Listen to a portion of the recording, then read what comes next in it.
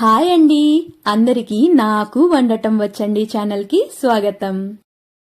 ఈ వీడియోలో కరకరలాడుతూ ఉండే కాకరకాయ పకోడీ ఎలా చేసుకోవాలో చూపిపోతున్నానండి. స్వీట్ షాప్ స్టైల్లో మంచి క్రిస్పీగా టేస్టీగా వస్తాయి. దీనికోసం నేను 1/2 kg కాకరకాయలు తీసుకున్నాను. మీడియం సైజు తీసుకున్నాను.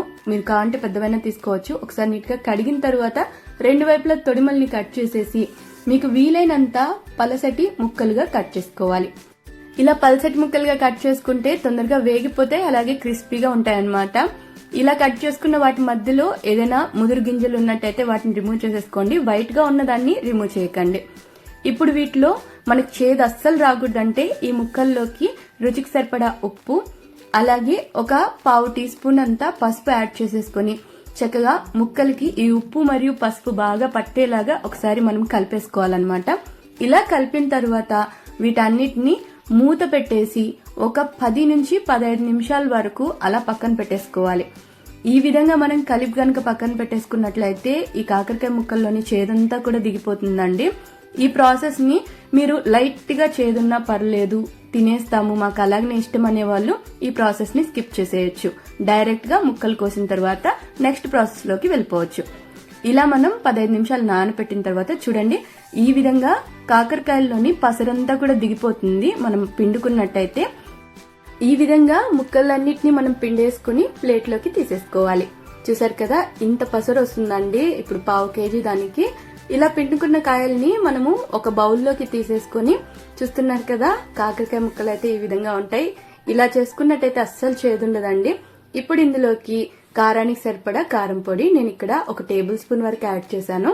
అలాగే ఒక 1/2 టేబుల్ స్పూన్ వరకు ధనియాల పొడి, ఒక 1/2 టీ స్పూన్ అంతా వేయించి పొడి కొట్టుకున్న జీలకర్ర పొడి, ఒక 1/2 టేబుల్ స్పూన్ అంతా గరం మసాలా, 1/2 టీ స్పూన్ కంటే కొంచెం తక్కువ వామును తీసుకున్నానండి. ఈ వామును మనం చేతి మధ్యలోకి వేసుకుని చక్కగా నలిపి యాడ్ చేసుకోవాలి. వాము ఫ్లేవర్ అనేది బాగుంటుంది. దాన్ని నచ్చని వాళ్ళు స్కిప్ చేసేయచ్చు. అలాగే ఒక 1/2 టేబుల్ స్పూన్ వరకు ఆమ్చూర్ పౌడర్, అంటే ఎండబెట్టిన మామిడికాయ పొడి అనమాట. ఈ పొడి లేని వాళ్ళు ఒక అరబద్ద నిమ్మకాయ రసమైనా యాడ్ చేసుకోవచ్చు.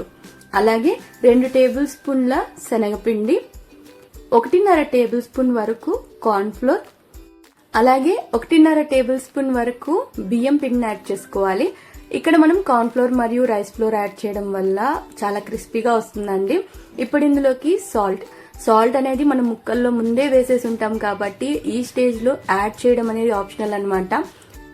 ఇక్కడ మనకు కాకరకాయ ముక్కల్లో సాల్ట్ ఏమైనా తక్కువ అనిపిస్తే మాత్రమే యాడ్ చేసుకోండి. యాడ్ చేసిన తర్వాత వాటర్ ఏది యాడ్ చేయకుండా ఒకసారి కలిపేసి వాటర్ అవసరం అనిపిస్తే మాత్రమే యాడ్ చేసుకోండి.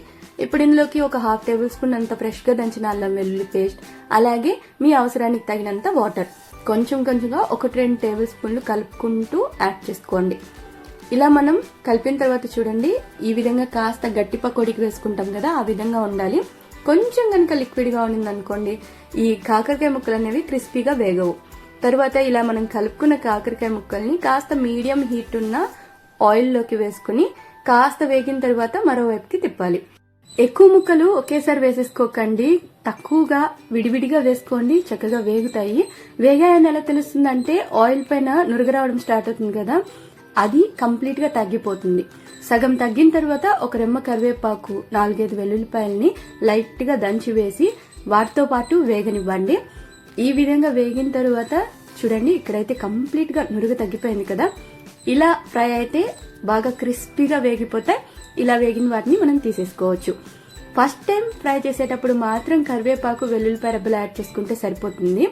సెకండ్ టైం నుంచి ఆ కరివేపాకు ఫ్లేవర్ మరియు వెల్లుల్లిపాయ ఫ్లేవర్ అనేది ఆయిల్ లోకి దిగుంటుంది కాబట్టి నెక్స్ట్ వాటికన్నిటికీ ఫ్లేవర్ ఆటోమేటిక్ గా వచ్చేస్తుంది అనమాట. ఇలా ట్రై చేసి చూడండి, చాలా చాలా క్రిస్పీగా ఎంతో టేస్టీగా వస్తాయండి. ట్రై చేసి మీకు నచ్చినట్టయితే లైక్, షేర్ ఇంకా కామెంట్ చేసేయండి. ఛానల్ ని మీరు ఇంతవరకు సబ్స్క్రైబ్ చేసుకున్నట్లయితే తప్పకుండా సబ్స్క్రైబ్ చేసేసుకోండి.